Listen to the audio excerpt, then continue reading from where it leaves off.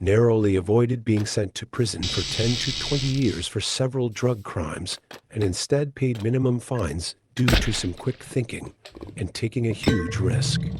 Late to the party, but when I was in high school and the few years after, my primary source of income was selling pot. One day, I was just hanging out at home with the GF.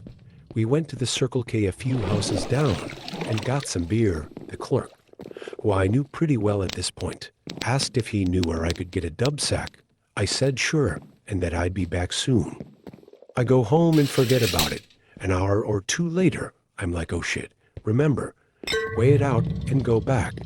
He had already given me the money, very important detail for later, so I waited until he had no customers.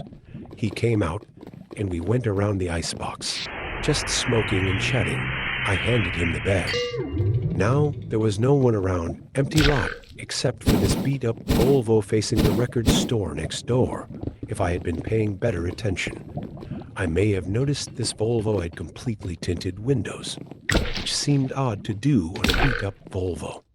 Two men get out of the car and approach us. One tall, skinny guy wearing 100% denim, and another guy who looks like Dog, the bounty hunter in a beige sweater. They approach us and ask how we're doing. Me and Clerk look at each other like, you know these guys.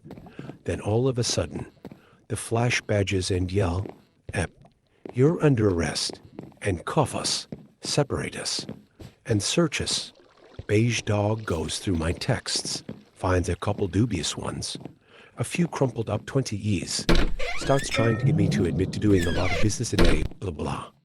Then they surprise me by walking me and my girlfriend back to my porch, saying they've seen me come and go quite a bit, and just want to make sure you don't have a pound of heroin in there, and they'll just charge me with a misdemeanor.